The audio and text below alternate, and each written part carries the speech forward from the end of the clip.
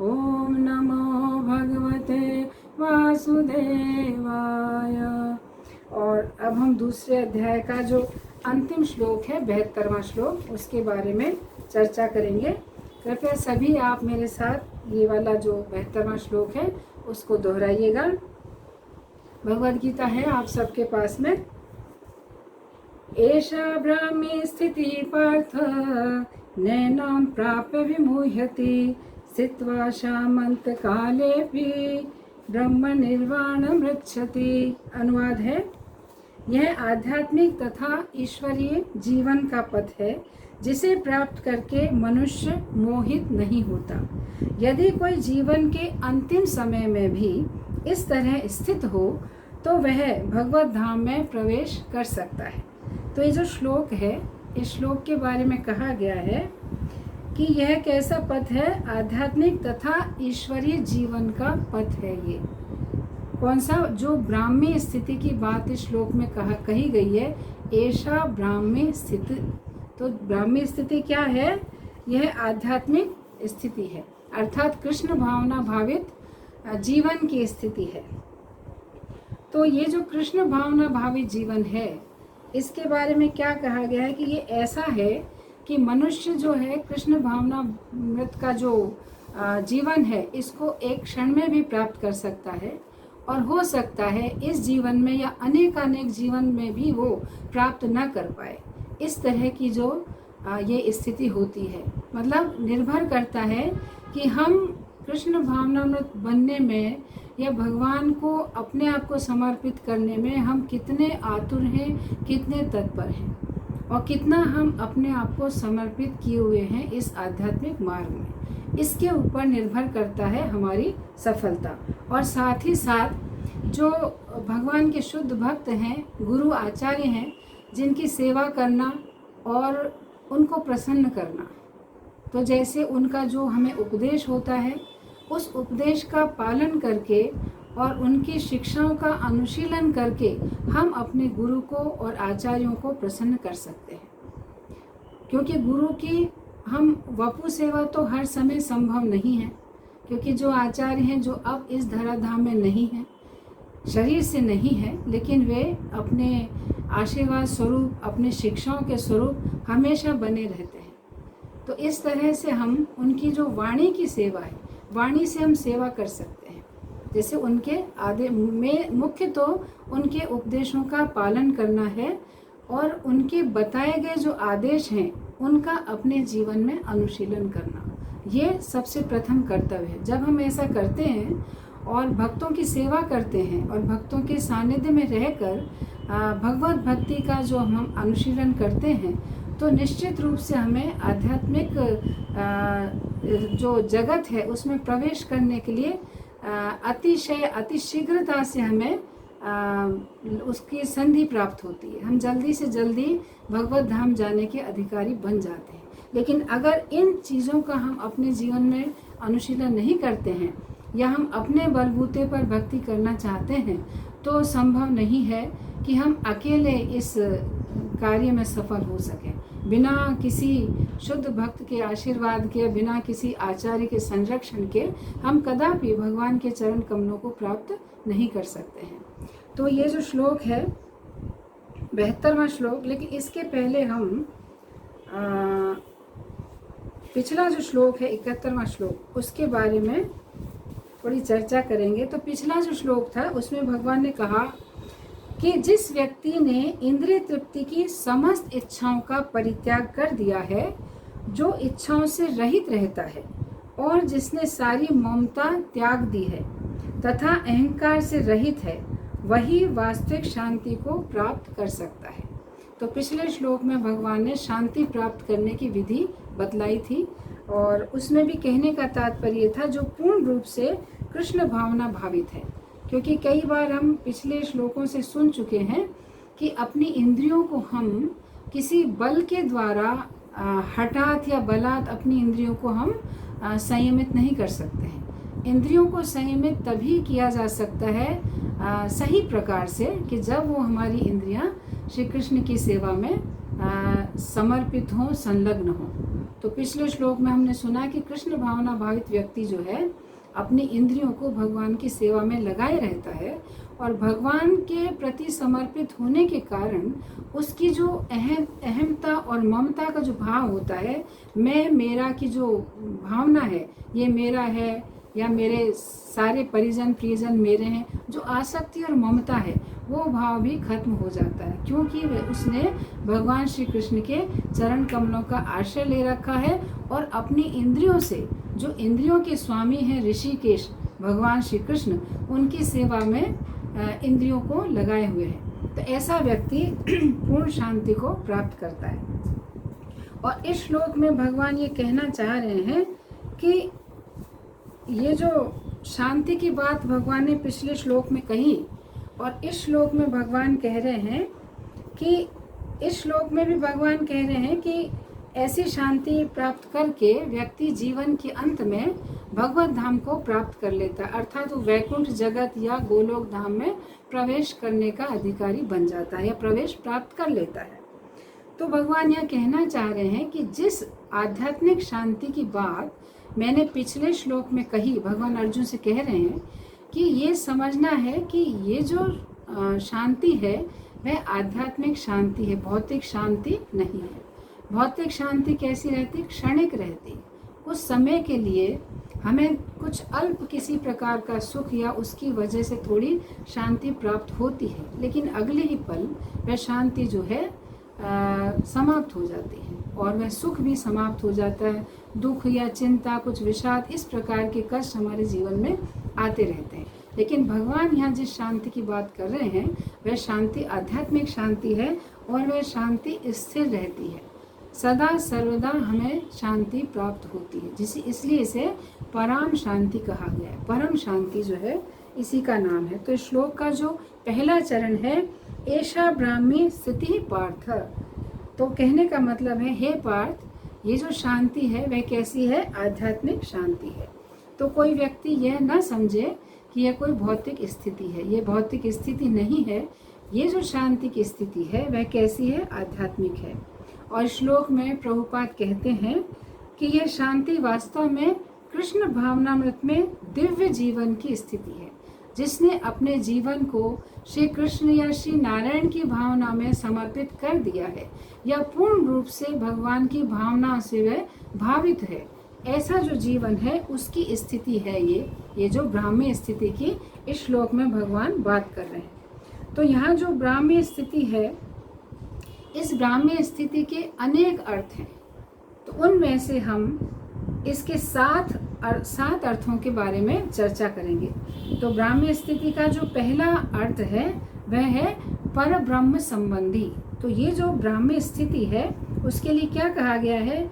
ऐसी जो स्थिति है वह कैसी है? भगवान श्री कृष्ण से संबंधित है। पर ब्रह्म संबंधी मतलब भगवान से संबंधित है यह स्थिति। तो भगवान कह रहे हैं कि पिछले श्लोक में जो शांति की बात बताई वह किसी सांसारिक व्यक्ति के संबंध वाली स्थिति नहीं है। यहाँ पर कैसी बात है? भगवान के साथ संबंध यानी ब्रह्म संबंधी स्थिति, यानी कृष्ण के साथ हमारा संबंध कायम है, ऐसी स्थिति, ऐसी शांति की स्थिति जो है पर ब्रह्म संबंधी स्थिति कहलाती है।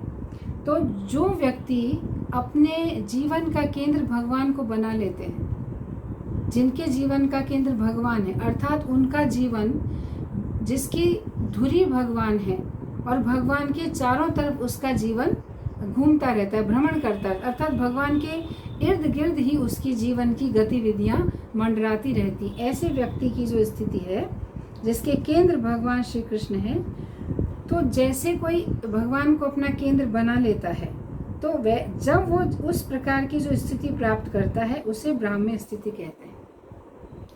तो जैसे श्रीमद् भागवतम में वर्णन आता है 5वें स्कंद में, हमने कई बार चर्चा भी की है, भरत महाराज जो भगवान की भक्ति करने के लिए वन में गए थे और उन्होंने क्या किया, बीच में जो उनकी चेतना के भावना के केंद्र श्री कृष्ण थे, उन्होंने क्या किया, भगवान को हटाकर केंद्र में हरिण को रख लिया और उनकी जो चेतना थी वो क्या हुई थी, हरिण की भावना से पूरित हुई थी। और परिणाम क्या हुआ? अंत समय में हरिण का स्मरण करने के कारण अगला जीवन उन्हें हरिण का प्राप्त हुआ, और जिसके कारण वे शांति के स्थान पर अशांति को ही प्राप्त हुए। तो कहने का तात्पर्य, हमारे जितने भी भौतिक संबंध हैं, पिता पुत्र माता और जो पत्नी है, बच्चे हैं, जो भी हमारे सांसारिक संबंध हैं, अगर हम इन्हें अपने जीवन का केंद्र बनाते हैं तो उसका परिणाम क्या होता है? कभी भी शांति में जीवन प्राप्त नहीं होता। हम अपने जीवन में अनुभव करते भी हैं कि जब हम अपने परिवार से ही पूरा संबंध जोड़े रहते हैं और भगवान के साथ अपने आप को, अपना जो संबंध वास्तव में संबंध भगवान से है, लेकिन उनके साथ जो संबंध नहीं जोड़ते हैं और अपने घर परिवार मित्रों से, समाज से, देश और राष्ट्र से जब हम अपना संबंध जोड़े रहते हैं, केंद्र उनको बनाए रहते हैं, तो क्या होता है? जीवन में कभी भी किसी भी प्रकार से हम पूर्ण शांति और सुख को प्राप्त नहीं कर पाते हैं। और देखते हैं कितने प्रकार के भय भी होते हैं जब हम किसी के प्रति आसक्ति रखते हैं, जैसे पुत्र पुत्रियों के प्रति आसक्ति रखते हैं, और कई बार फिर उनके जीवन के प्रति हम आशंकित होते हैं। पता नहीं मेरे पुत्रों का जीवन कैसा होगा, कुछ दुर्घटना तो नहीं हो जाएगी, कुछ बुरा तो नहीं हो जाएगा। इस प्रकार से हम भयभीत रहते हैं, आशंकित रहते हैं, चिंता मग्न रहते हैं, और कभी भी हमारे जीवन में हम पूर्ण शांति को प्राप्त नहीं कर पाते हैं। लेकिन अगर हम अपना जीवन का केंद्र भगवान को बना लेते हैं और भगवान को हम जब समर्पित हो जाते हैं, तो क्या होता है? भगवान के चरण कमल ही हमें निर्भयता प्रदान करने वाले, अभय प्रदान करने वाले हैं। तो जब हम भगवान के चरणों के आश्रित रहते हैं और हम जब देखते हैं, जब भगवान को समर्पित हैं, तो ये जो शरणागति के जो लक्षण हैं, उनमें से एक लक्षण ये भी है कि ये विश्वास होता है कि कृष्ण अवश्य रक्षा करेंगे। लेकिन ये कब होता है? जब हम भगवान को अपना केंद्र बनाते हैं जीवन का और भगवान को पूर्ण रूप से समर्पित होते हैं, तब ये अभय भाव या निर्भयता का भाव हमें प्राप्त होता है। तो हम हमेशा निश्चिंत रहते हैं कि कृष्ण मेरी अवश्य रक्षा करेंगे, अवश्य रक्षिबे कृष्ण, ये भाव रहता है। और भगवान के सामने अपने आप को तुच्छ मानने का भाव होता है। और भगवान कहते भी हैं भगवत गीता में कि जो अनन्य भाव से मेरा चिंतन करता है, मेरी पूजा करता है, मैं क्या करता हूँ? उसके भार को मैं वहन करता हूँ। उसके पास जो कुछ है उसका मैं संरक्षण करता हूँ, जो कुछ उसे प्राप्त नहीं है वह मैं उसे प्रदान करता हूँ। ऐसा भगवान वचन लेते। लेकिन कहाँ कहते हैं? अनन्या चिंतयन्तो माम, यानी अनन्य भाव से, किसी अन्य का चिंतन नहीं, केवल और केवल जो मेरा चिंतन करता है, ऐसा जो मुझे समर्पित जीव है, उस जीव का मैं 100% रक्षण करता हूँ। रक्षण करने के से मतलब ये है कि जो हमारे हित में है वो भगवान हमारे लिए करते हैं। हम नहीं जानते वास्तव में हमारा हित क्या है।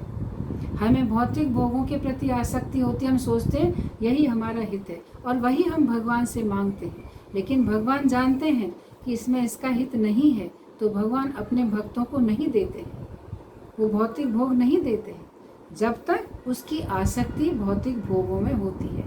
लेकिन जिस दिन भक्त कृष्ण भावना में पूरी तरह से अपने आप को समर्पित कर देता है और सब प्रकार से अनासक्त हो जाता है, तो भगवान उसे सब कुछ प्रदान करते हैं, क्योंकि अब उसे सब चीज़ों से वैराग्य हो गया है। अब केवल भगवान के सिवा उसे अन्य किसी चीज़ में आसक्ति नहीं होती। तो इस तरह की जो स्थिति है जिसमें भगवान उसके केंद्र हैं, जो भगवान को केंद्र बना लेता है, तो ऐसा व्यक्ति जो है पर ब्रह्म संबंधी शांति अर्थात ब्राह्मी शांति को, ब्राह्मी स्थिति को प्राप्त होता है। फिर इसका दूसरा जो अर्थ है ब्राह्मी स्थिति का, वह यह है ब्राह्मणों की स्थिति, अर्थात जो ब्राह्मणों की स्थिति है। अच्छा, ब्राह्मणों की स्थिति को श्रेष्ठ माना गया है और सर्वश्रेष्ठ माना गया वैष्णव की स्थिति।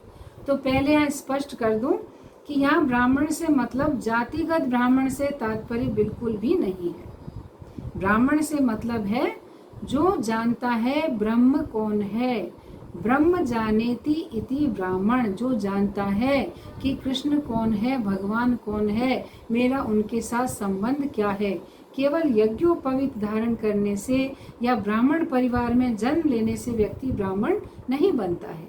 ब्राह्मण मतलब जो भगवान ने जो चार वर्ण व्यवस्था जो बताई, उसमें भगवान ने ब्राह्मण के कर्म बताए कि ब्राह्मण के क्या कर्म होते हैं। उसका होता पठन पाठन, यज्ञ यजन करना उसका कार्य होता है। वह शास्त्रों का अध्ययन करे, अन्य लोगों को पढ़ाए, स्वयं ज्ञान में स्थित हो और अन्यों को भगवत संबंधी ज्ञान को प्रदान करे, यज्ञ आदि का अनुष्ठान करे। ऐसा जो ब्राह्मण है वो वास्तव में ब्राह्मण कहलाने के योग्य होता है। फिर ब्राह्मण से श्रेष्ठ होता है वैष्णव। तो वैष्णव की भी यहाँ पर स्पष्ट व्याख्या है कि सिर्फ तिलक लगाने से और कंठी पहन लेने से या वैष्णव वेशभूषा धारण करने से वैष्णव नहीं बनता है। वैष्णव का आचरण करना अनिवार्य है। जब तक कोई वैष्णव के वेशभूषा के साथ साथ जब तक वैष्णव का आचरण न करे तो उचित माने में वह वैष्णव नहीं है। तो यहाँ पर भगवान कह रहे हैं कि वैष्णव और जो ब्राह्मण की स्थिति है वह जैसे शांति की स्थिति होती है। वैष्णव जो है शांति में स्थित होता है, ब्राह्मण शांति में स्थित होता है, क्योंकि वह जानता है भगवान कौन है और मेरा भगवान के साथ क्या संबंध है, और यह चीज जानकर उसके अनुसार वह अपना जीवन यापन करता है। और फिर कहते हैं कि जो वैष्णव हैं, वास्तव में जो परम वैष्णव हैं, उनके लिए क्या कहा गया है कि वैष्णव का हृदय भगवान श्री कृष्ण है और श्री कृष्ण का हृदय वैष्णव है। भगवान कहते हैं कि जो भक्त हैं वो मेरा जो हृदय है उसमें भक्त रहते हैं और भक्तों के हृदय में भगवान रहते हैं। तो इस तरह की स्थिति होती है वैष्णव की। तो जब कोई वैष्णव है, कोई ब्राह्मण है, वो वास्तव में शांति की स्थिति में स्थिर होता है और भगवान वैष्णव के अतिरिक्त कुछ नहीं जानते और वैष्णव भगवान के अतिरिक्त कुछ नहीं जानते हैं। वो किसी अन्य के पास नहीं जाते हैं। जो वैष्णव होते हैं वो अन्य किसी देवी देवताओं के पास या किसी अन्य ज्योतिष या किसी अन्य के पास किसी प्रकार की सहायता लेने के लिए नहीं पहुंचते। वे केवल और केवल भगवान के चरण कमलों पर आश्रित होते हैं। तो ऐसे जो आश्रित भक्त हैं वे परम शांति को प्राप्त करते हैं। तो ऐसी स्थिति उनकी ब्राह्म्य स्थिति होती है। फिर अगला जो ब्राह्म्य स्थिति का अर्थ है वह है वेदाध्ययन संबंधी स्थिति। तो वेद जो है, वास्तव में वेदों का ज्ञान हमें भगवान के संबंध का ज्ञान कराता है। वेद का अर्थ क्या है? भगवान को जानना और भगवान के संबंध को समझना। वेदों का सार ही यही है। समस्त वेदों का अगर निचोड़ देखा जाए तो वह यह है कि भगवान को हम जानें। तो भगवान क्या कहते हैं कि ये जो मैंने जिस शांति का पिछले श्लोक में वर्णन किया है वह शांति क्या है? वेदों के अध्ययन से प्राप्त होने वाली शांति है। तो वेदों से भगवान के बारे में ज्ञान प्राप्त होता है, भगवान के संबंध के बारे में, और भगवान को किस प्रकार से प्राप्त किया जाए उसकी पूरी जानकारी हमें प्राप्त होती है। तो भगवान ने भगवद गीता का जो 15वां अध्याय है, 15वें अध्याय के 15वें श्लोक में भगवान कहते हैं कि वेदों के द्वारा मैं ही जाना जाता हूँ। वेद जो मतलब भगवान को जानना, वेदों का तात्पर्य, वेदों का सार क्या है? भगवान को जानना। वेदों का संकलन करता मैं हूँ, वेद मुझसे हैं और वेदों को मुझे जानने के लिए वेदों के द्वारा ही जानकारी तुम प्राप्त कर सकते हो। तो इस तरह से भगवान 15वें अध्याय के 15वें श्लोक में बताते हैं। तो भगवान की जो भक्तिमय पूजा है, वेदों में जिसके बारे में जानकारी दी गई है, तो इस तरह से भगवान की भक्तिमय पूजा के द्वारा हम भगवान को जान सकते हैं, समझ सकते हैं, उन्हें प्राप्त कर सकते हैं। तो भगवान कह रहे हैं कि जैसी शांति वैदिक साहित्य के अध्ययन से प्राप्त होती है, वैसी शांति भौतिक जगत के किसी भी प्रकार के शास्त्र का, किसी प्रकार के साहित्य का अध्ययन करने से प्राप्त नहीं हो सकती। फिर अगला जो इसका अर्थ है, चौथा अर्थ जो है उसका ब्राह्मी स्थिति का है पवित्र की स्थिति, यानी पवित्रता की स्थिति। तो भगवान क्या कह रहे हैं कि ब्राह्मी स्थिति का अर्थ ये हुआ कि पवित्र स्थिति, अर्थात वह पवित्रता की स्थिति में स्थित हो। तो यहाँ पर कहते हैं भगवान भगवान कहते हैं जो शांति की बात मैं पिछले श्लोक में कर रहा था, वह शांति मन की पवित्र स्थिति में प्राप्त होती है। अर्थात जब हमारा मन पवित्र होता है तब हम उस शांति की स्थिति को प्राप्त होते हैं। और भगवान भगवत गीता के 6 अध्याय के 27वें श्लोक में कहते हैं, हम सिर्फ अनुवाद पढ़ेंगे, श्लोक पढ़ेंगे और ज़्यादा समय लगेगा। तो भगवान कहते हैं कि व्यक्ति का मन श्री कृष्ण के चरणों का चिंतन करने से जब समस्त पापों से मुक्त हो जाता है तथा रजोगुण के बंधन से भी मुक्त हो जाता है, उस समय मन की उस पवित्र अवस्था में उसे परम शांति की प्राप्त होती है। जब भगवान के चरण कमलों का चिंतन करते हैं तो क्या होता है, समस्त पापों से व्यक्ति मुक्त हो जाता है, यहाँ तक कि रजोगुण से भी वह मुक्त हो जाता है। और उस अवस्था, उस मन की उस पवित्र अवस्था में परम शांति की प्राप्ति होती है। और ऐसी जो परम या पवित्र स्थिति जो प्राप्त होती है वह किसी अन्य भौतिक वस्तुओं या अन्य भौतिक व्यक्तियों के चिंतन से कदापि प्राप्त नहीं हो सकती है। और अगला जो अर्थ है, 5वां अर्थ है ब्रह्मा जी की स्थिति। तो ब्रह्मा जी की स्थिति अर्थात ब्रह्मा जी की स्थिति कैसी है, शांति की स्थिति में ब्रह्मा जी स्थित हैं। तो श्रील प्रभुपाद कहते हैं ब्रह्मा जी की ये जो शांति की स्थिति है ये ब्रह्मा जी की वास्तविक स्थिति है। कहने का मतलब स्वाभाविक स्थिति ब्रह्मा जी की, मतलब वह स्वभावतः शांत परम शांति में स्थित रहते हैं क्योंकि वे भगवान के भक्त हैं, भगवान के सेवक हैं। तो यहाँ पर प्रभुपाद कहते हैं कि ब्रह्मा जी इस भौतिक ब्रह्मांड के सर्वप्रथम जीव हैं जो भगवान के नाभि कमल से प्रकट होते हैं। और जो ये 4 संप्रदाय हैं जिनमें जो ब्रह्म संप्रदाय है उसके वे आचार्य हैं। तो ब्रह्मा जी को ही भगवान ने ज्ञान प्रदान किया था जिसके द्वारा ब्रह्म संप्रदाय का प्राकट्य हुआ। तो सर्वप्रथम जो आचार्य हैं ब्रह्म संप्रदाय के वे हैं। तो भगवान श्री कृष्ण की कृपा से ही इस प्रकार की शांति प्राप्त होती है। लेकिन भौतिकतावादी लोगों का चिंतन करने से या हम कोई भौतिक प्रयास करें उनके द्वारा हम ऐसी परम शांति को प्राप्त नहीं हो सकते। और ब्राह्मी स्थिति का 6ठा अर्थ है वाणी की स्थिति। तो वाणी की स्थिति कैसी है, मतलब वाणी की स्थिति ऐसी हो जिसके द्वारा हम परम शांति का अनुभव कर सकें। तो कहते हैं जो महात्मा लोग होते हैं अर्थात जो भगवान के भक्त हैं वे सदा क्या करते हैं, वाणी के द्वारा भगवान श्री कृष्ण के गुणों का गायन करते रहते हैं, कीर्तन करते रहते हैं। और भगवान का गुणगान और भगवान का कीर्तन करने के अलावा उनके पास कोई और दूसरा कार्य नहीं रहता, सदैव भगवान के गुणगान करने में अपने आप को व्यस्त रखते हैं। तो जैसे इस्कॉन में गुरु अष्टक बोला जाता है जिसका जो 5वां अंतरा है उसमें कहते हैं कि भगवान के जो अर्थात में गुरु जो हैं, गुरुदेव क्या करते हैं, भगवान श्री राधा माधव की जो अपार मधुर लीलाएं हैं उनका क्या करते हैं, अपनी वाणी के द्वारा वर्णन करते रहते हैं, गुणगान करते रहते हैं। श्री राधिका माधव की अपार मधुर लीलाओं का अपनी वाणी के द्वारा वर्णन करते हुए प्रत्येक क्षण अपूर्ण अमृत का आस्वादन करते हैं। अर्थात जो भगवान के अनन्य भक्त हैं वे क्या करते हैं, अपनी वाणी के द्वारा सतत भगवान का गुणगान, भगवान का कीर्तन करते रहते हैं और इस प्रक्रिया से वे पूर्ण शांति को प्राप्त होते हैं। भगवान की लीलाएं, कथाएं जो हैं कैसी हैं, अमृत तुल्य है। तो जब कोई जीवात्मा भगवान का गुणगान करता है तो उस अमृतमयी भगवान की लीलाओं का आस्वादन करने से वह परम शांति का अनुभव करता है। तो श्री कृष्ण का गुणगान करने की जो स्थिति है वो वास्तव में वाणी की स्थिति है, मतलब वाणी भगवान की सेवा में नियोजित है।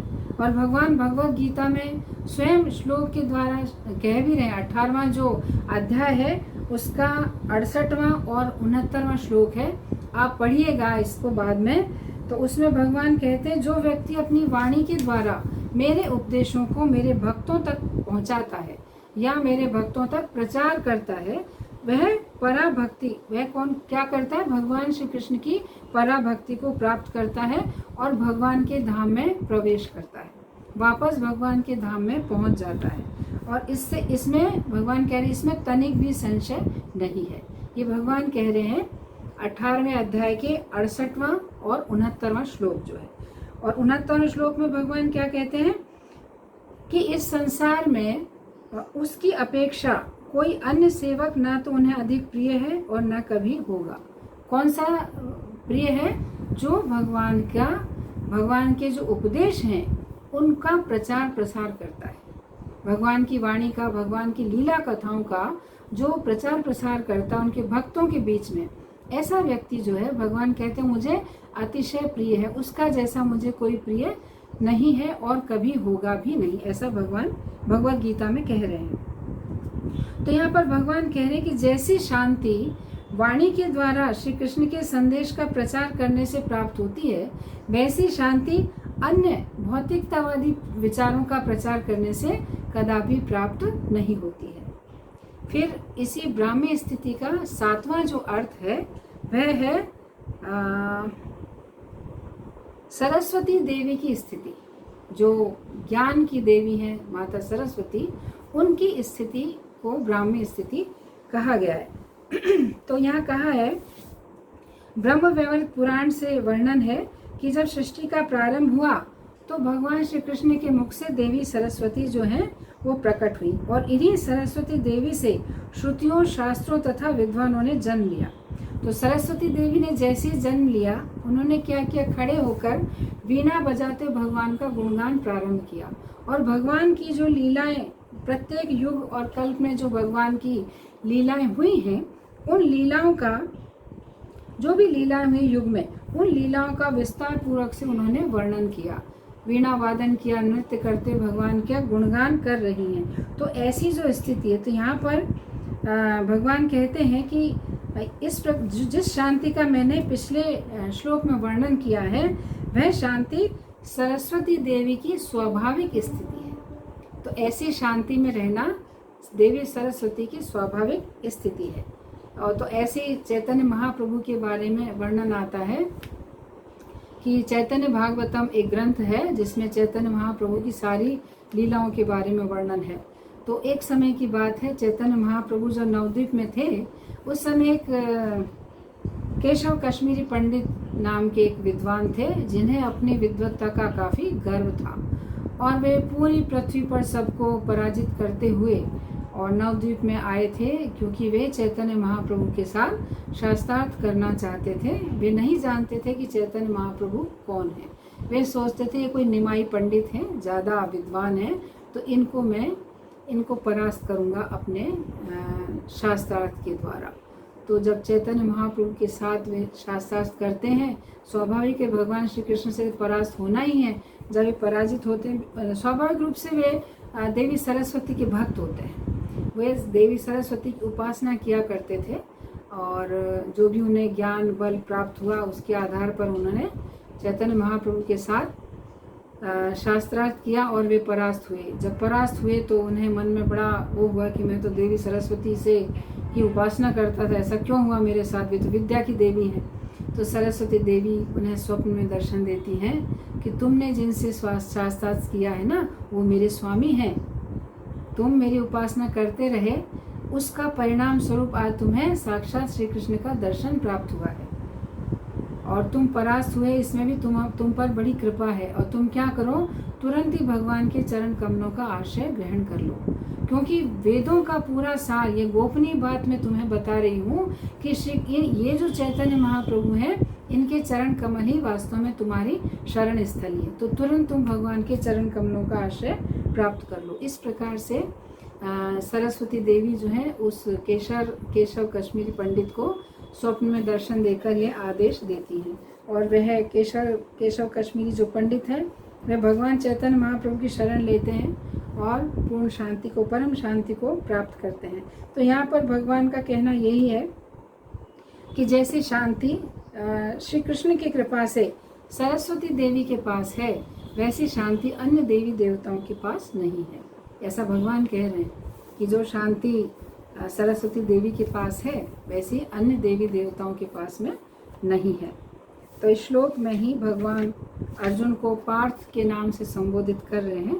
पार्थ का मतलब है प्रथापुत्र, अर्थात कुंती महारानी का नाम प्रथा भी है, तो प्रथापुत्र अर्थात पार्थ को संबोधित करते हुए भगवान कह रहे हैं। दरअसल कुंती महारानी जो है भगवान की शरणागत भक्त हैं, अनन्य भक्त हैं भगवान की।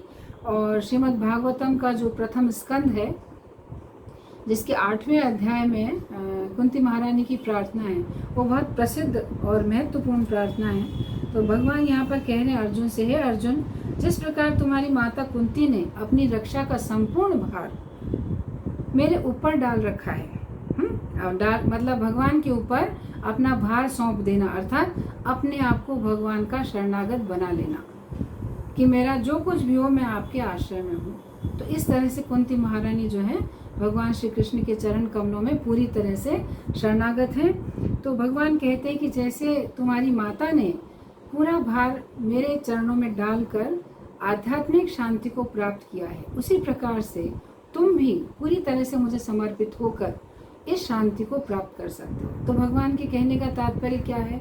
अभी जो दूसरा अध्याय समापन पे है, तो भगवान तो यहाँ तो अर्जुन भ्रमित ही है, युद्ध न करने की उन्होंने अपनी विचार भगवान के सामने रख दिए हैं और भगवान यही कहना चाह रहे हैं। जैसे इस श्लोक में हमने जितनी भी ब्राह्मी स्थिति के बारे में चर्चा की कि अपने परिवार से जो आसक्त है, तो अर्जुन की स्थिति वैसी है, अपने परिवार के सदस्यों को देखते हैं, कहते हैं मैं इनसे युद्ध नहीं करूँगा। तो भगवान यहाँ यही कहना चाह रहे हैं कि तुम भी पूरी तरह से मेरे प्रति समर्पित होकर परम शांति को प्राप्त कर सकते हो।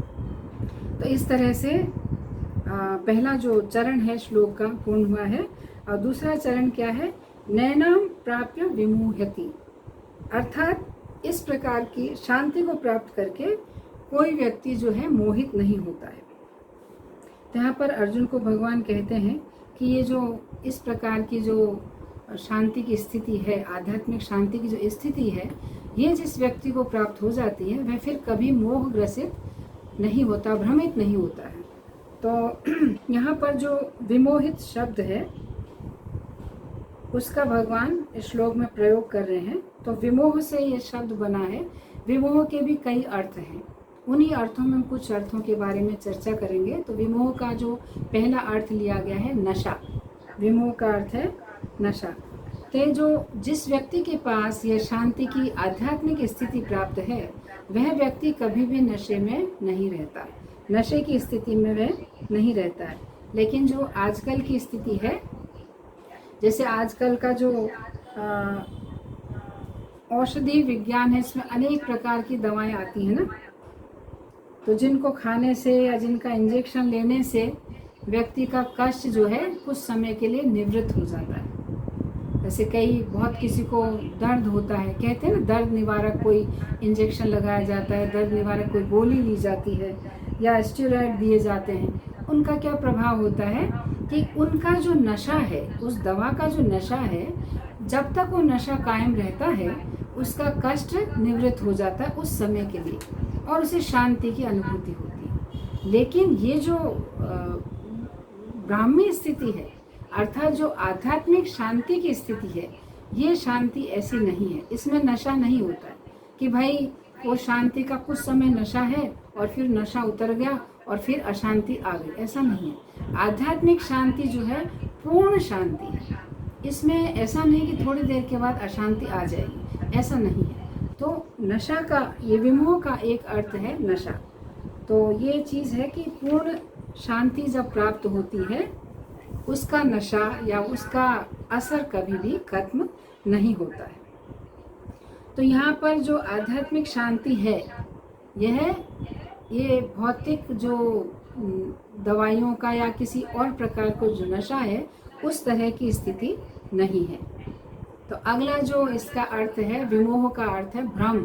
जैसे व्यक्ति भ्रम में रहता है ना, तो ये जो शांति है, आध्यात्मिक शांति की जो स्थिति है, इसको जब कोई व्यक्ति प्राप्त करता है, वह कभी भी भ्रमित नहीं होता।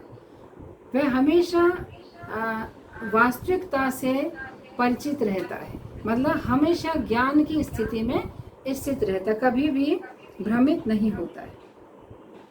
तो भगवान भगवत गीता का जो 18वां अध्याय है उसके 61वें श्लोक में और 62वें श्लोक में 2 उपदेश प्रदान करते हैं।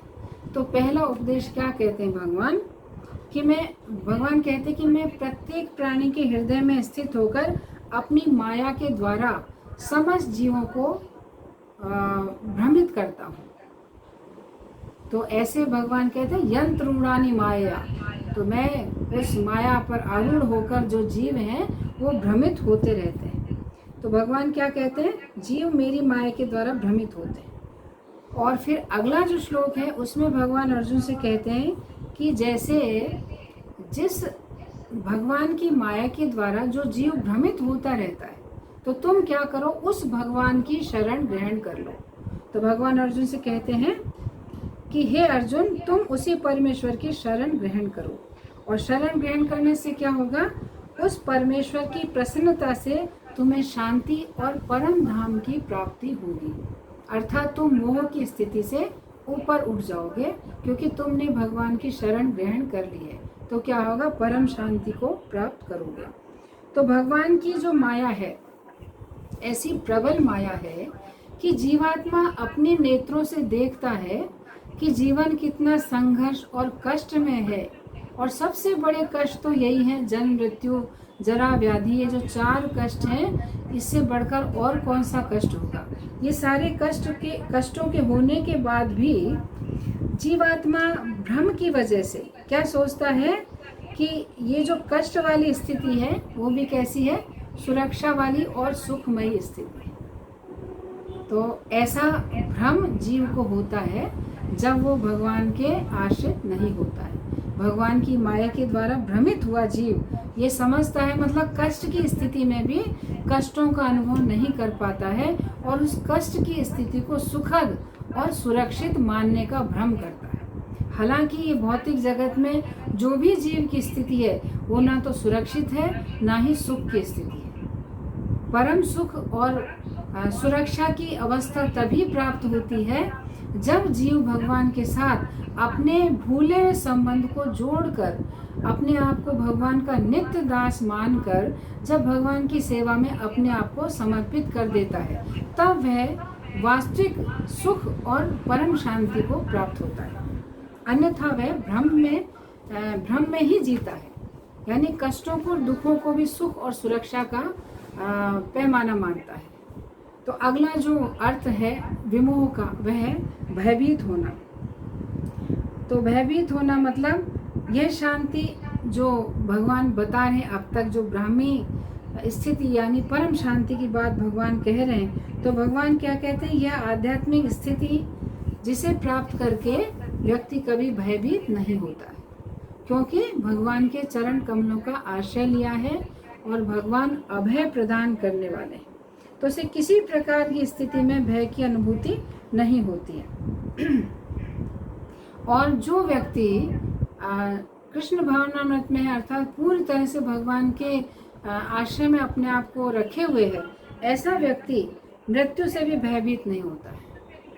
तो जब कुरुक्षेत्र का युद्ध चल रहा था और भीष्म पिता ने प्रतिज्ञा कर ली थी कि आज अर्जुन का वध करना है, और अर्जुन के साथ भीष्म पितामह का युद्ध चल रहा है, भगवान सारथी बने हुए हैं और अर्जुन पर प्रहार कर रहे हैं भीष्म पितामह। अर्जुन घायल हो रहे हैं, भगवान को भी तीर लग रहे हैं, भगवान के भी शरीर से रक्त निकल रहा है, भगवान भी घायल हो रहे हैं। तो भगवान फिर क्रुद्ध होकर रथ का जो पहिया है, जो पहिया निकल कर गिर जाता है, क्योंकि रथ पर भी प्रहार करते हैं, रथ भी क्षत विक्षित होता है। भगवान क्या करते हैं, नीचे उतरकर रथ का पहिया उठाकर भीष्म पितामह की ओर दौड़ते उनका वध करने के लिए। एक तरह से बहुत क्रोधित होते हैं कि उनका जो भक्त है, परम सखा है अर्जुन पर भीष्म पितामह जो प्राण घातक हमला करने को उद्यत हैं, तो भगवान रक्षा करने के लिए तुरंत रथ का पहिया उठा लेते हैं। अपनी प्रतिज्ञा का बिल्कुल भी ध्यान नहीं करते कि मैंने प्रतिज्ञा ली कि मैं कोई शस्त्र नहीं उठाऊंगा, युद्ध नहीं करूंगा, लेकिन भगवान अपने भक्त के लिए अपने प्रतिज्ञा की भी परवाह नहीं करते हैं। जब उस समय जब भीष्म पितामह भगवान को देखते हैं तो उनका जो अंतिम समय का जो प्रार्थना है उसमें बहुत सुंदर भगवान का जो स्वरूप है उसके बारे में वो वर्णन करते हैं, और भगवान को देखकर भयभीत नहीं होते हैं कि भगवान मेरा वध करने आ रहे हैं रथ का पहिया लेकर, लेकिन भगवान से क्या कहते हैं हे देवताओं के स्वामी आइए, हे जगत के नाथ आइए, हे माधव, हे चक्रधारी, आपको नमस्कार है, आप मुझे बलपूर्वक इस युद्ध भूमि में गिराइए, आप ही समस्त जीवों को शरण देने वाले। इस तरह विष्णु पिता में प्रार्थना करते हैं, भयभीत नहीं होते हैं। तो ये चीज यहाँ भगवान कह रहे हैं कि जो मेरा भक्त होता है, जिसने ब्राह्मी स्थिति को प्राप्त कर लिया, परम शांति को प्राप्त कर लिया है, ऐसा व्यक्ति कभी भी मृत्यु से भी भयभीत नहीं होता। और उसी के आगे होता है इसका विमोह का जो अर्थ है, चौथा अर्थ है अचेत होना या बेहोश होना। तो जो यह शांति की जो एक आध्यात्मिक स्थिति है जिसे प्राप्त करके व्यक्ति कभी भी बेहोशी की स्थिति में नहीं होता, अर्थात जो भगवान का भक्त है ऐसी परम शांति को प्राप्त करके कभी बेहोश या अर्धमूर्छित अवस्था को नहीं प्राप्त होता है। तो यहाँ पर कहा है, जैसे आधुनिक जो चिकित्सा विज्ञान का ही यहाँ पर वर्णन दिया जा रहा है और अच्छी तरह से हम इस बात को स्पष्ट समझ सकें। तो जैसे अभी का जो विज्ञान है इसमें क्या है कि किसी भी व्यक्ति का कोई ऑपरेशन होता है, जैसे नी रिप्लेसमेंट है, कुछ भी है, तो उसमें क्या करते हैं, इंजेक्शन के द्वारा या बेहोशी की दवा सुंघाकर या किसी भी तरह से उसको जो बेहोश किया जाता है। तो जब वो व्यक्ति बेहोश होता है तो बेहोशी की स्थिति में उसकी क्या स्थिति, ना तो वह सुन सकता है, ना कुछ समझ सकता कि क्या हो रहा है, और जो देख भी रहा होता है उसकी उसे कुछ स्मृति नहीं होती है, कुछ भान नहीं होता कि क्या चल रहा है। तो ऐसी स्थिति में वह व्यक्ति होता है जो उसको हम बेहोशी की दशा जिसे कहते हैं। लेकिन जो ऐसा व्यक्ति जो भगवान का भक्त है, जिसने ब्राह्मी स्थिति प्राप्त कर ली है, आध्यात्मिक शांति जिसने प्राप्त कर ली है, उसकी स्थिति ऐसी नहीं होती है। तो यहाँ पर कहते हैं कि जो कृष्ण भावना भावित व्यक्ति है उसकी उस शांति की इस अवस्था में वह सब कुछ देख सकता है। उसका सबसे बड़ा उदाहरण है स्वयं भीष्म पितामह। हम कल्पना भी नहीं कर सकते भीष्म पितामह के शरीर में कितने सारे बाण लगे हुए थे। उनका पूरा शरीर बाणों से बिंधा हुआ था।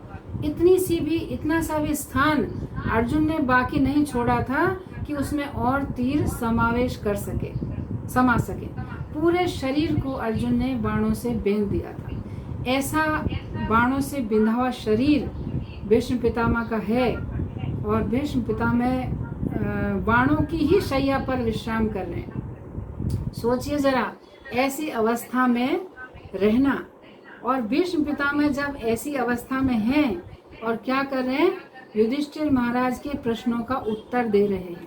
अभी हमने क्या चर्चा की, जब ऑपरेशन होता है बेहोशी की दवा दी जाती है, व्यक्ति बेहोशी की स्थिति में उसको कोई होश नहीं रहता है। तो इतने बाण लगने के बाद कितनी वेदना, कितनी पीड़ा होती है, उसमें व्यक्ति वैसे ही बेहोश हो जाता है। साधारण व्यक्ति होगा तो जैसे कभी किसी का सिर फट गया तो तुरंत बेहोश हो जाता है, गिरने से सिर में मार लगी, बेहोश हो गया। लेकिन भीष्म पितामह कैसे हैं, परम शांति की स्थिति में स्थित हैं। वो अपनी देहात्म बुद्धि से ऊपर हैं, उन्हें देह का बिल्कुल भी भान नहीं है। वे अपनी आत्मा में स्थित हैं और अपने स्वरूप में स्थित हैं। भगवान श्री कृष्ण उनके समक्ष हैं। तो भीष्म पितामह क्या देख रहे हैं, परम नियंता श्री कृष्ण मेरे समक्ष हैं और मेरी आत्मा जो कौन है, भगवान की नित्य दासी है। इस चीज में वो स्थित है। तो शरीर में इतने बाण हैं, उन्हें कोई उसकी वेदना नहीं है। तो जैसे यहाँ हमने सुना कि भौतिक अवस्था व्यक्ति की कैसी होती है, बेहोश हो जाता है, कुछ भी समझ नहीं होती है। लेकिन जो ब्राह्मी स्थिति में है, जो परम शांति की स्थिति में, उस भक्त की स्थिति क्या है, तो यहाँ पर क्या, वो सब कुछ देख पा रहे, सब कुछ सुन रहे थे और सब कुछ समझ रहे थे। तो भीष्म पितामह ने 57 दिनों तक महाराज युधिष्ठिर के प्रश्नों के उत्तर दिए और भगवान श्री कृष्ण की महिमाओं का उन्होंने वर्णन किया। इसी प्रकार जैसे भीष्म पितामह की हमने स्थिति सुनी कि ऐसी स्थिति कैसी है, परम शांति की स्थिति को प्राप्त हुए। ऐसी शांति में कभी भी किसी कष्ट, किसी बेहोशी, किसी विमोह, किसी भ्रम का या माया का दर्शन के लिए कोई स्थान नहीं होता है।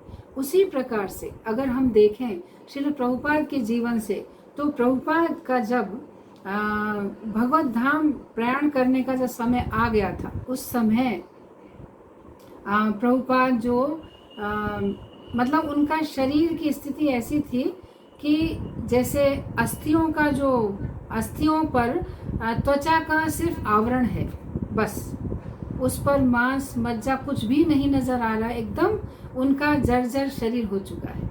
ऐसी अवस्था में बहुत कमजोर हैं, और ऐसी अवस्था में प्रभुपाद अंतिम समय तक श्रीमद् भागवत के तात्पर्यों का वर्णन करते रहे, तात्पर्य बोलते रहे, और उनके जो शिष्य थे उनके पास बैठकर उनको रिकॉर्ड करते रहे, जो आज भी उनके पुस्तकों में उपलब्ध है। तो ऐसी स्थिति होती है उस भक्त की जो कृष्ण चेतना में पूरी तरह से स्थित होता है और परम शांति को प्राप्त होता है। उसके शांति में कभी भी विघ्न और भंग नहीं आता है। तो ऐसी स्थिति को कहते हैं ब्राह्मी स्थिति। तो जैसे हम विमोह के अर्थ पढ़ रहे थे, तो 4 अर्थों के बारे में हमने चर्चा की, और 5वां और अंतिम अर्थ है लालच। तो विमोह का जो अर्थ है लालच होना, तो संसार की तुलना जंगल से की गई है। ये संसार क्या है? जंगल है, और इस जंगल में सारे जो जीव हैं जंगलियों की तरह अपना व्यवहार कर रहे हैं और इधर से उधर भटक रहे हैं। एमलेस मतलब किसी उद्देश्य से हीन लोग भटक रहे हैं। तो क्या कहते हैं कि यहाँ इस संसार में सभी व्यक्ति जैसे जंगल है ये संसार, और जंगलियों की भांति व्यवहार कर रहे हैं। हम देखते हैं ना व्यवहार जो चल रहा है आजकल, तो जंगलियों की भांति व्यवहार है। लड़ाई झगड़ा, मार पीट, आतंकवाद, क्या है ये? पूरा जंगल राज जैसा ही है ना। तो यहाँ भगवान कह रहे हैं कि ऐसी क्या स्थिति बताई है कि जो भौतिक जगत की स्थिति इस तरह की, ये जंगल है, हर व्यक्ति जंगली जैसा व्यवहार कर रहा है। लेकिन वास्तव में निर्वाण का मतलब क्या होता है कि निर्वाण का मतलब होता है वह घर जो वन नहीं है, वह स्थान जो वन नहीं है। और भगवान श्री कृष्ण ही एकमात्र ऐसे व्यक्ति हैं जो अपने घर के हैं। अपने घर मतलब वो वन के नहीं है, वो जंगल के नहीं है।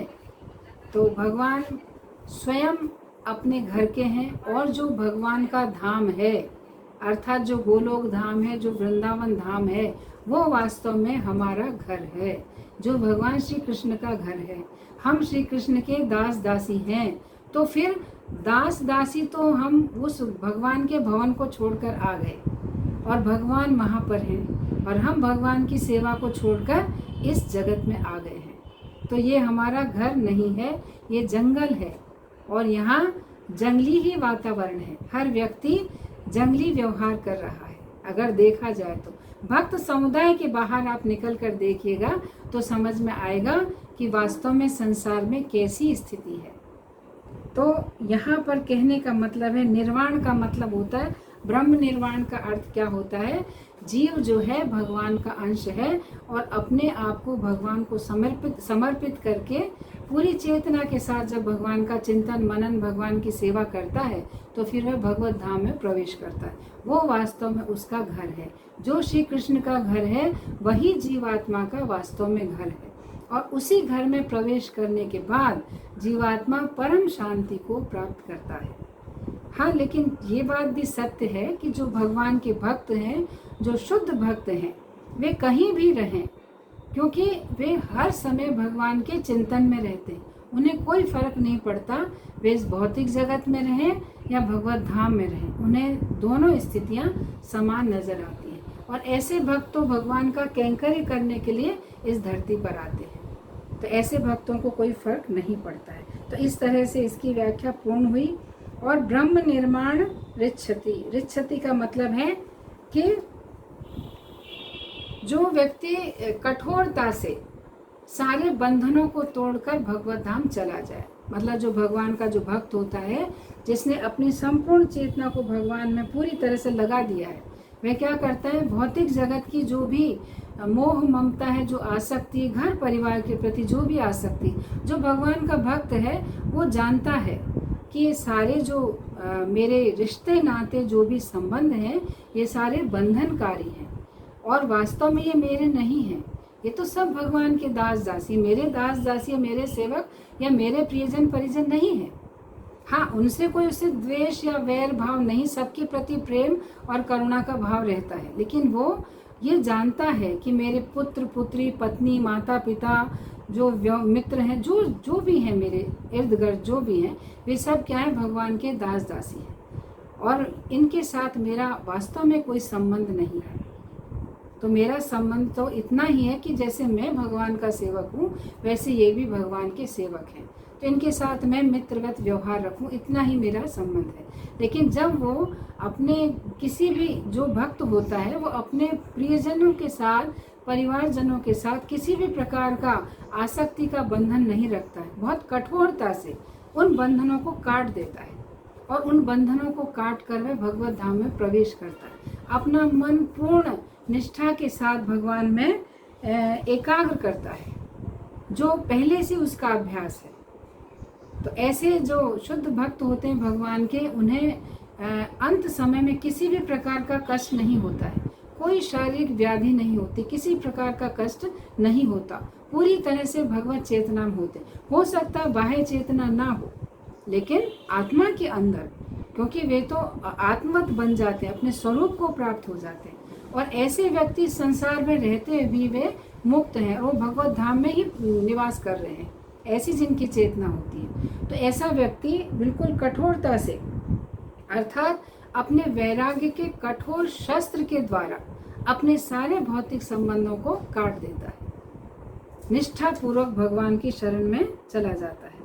तो इस तरह से जो शुद्ध भक्त होता है वह अपने सारे बंधनों को अपने शास्त्रीय ज्ञान से, अपने वैराग्य के द्वारा काट देता है। लेकिन जो साधारण व्यक्ति, जो भौतिक जगत का जीव है, जब वो शरीर छोड़ता है तो कैसा होता है, सारे घर परिवार से घिरा होता है, चारों तरफ से उसे लोग घेरे होते हैं और क्या होता है, उनसे घिरा रहता है तो वो भगवान की चेतना में बिल्कुल भी नहीं रहता है और अनेक प्रकार का कष्ट का अनुभव करते हुए अपने प्रियजनों से बिछड़ने का सबसे बड़ा कष्ट उसको होता है पहले तो।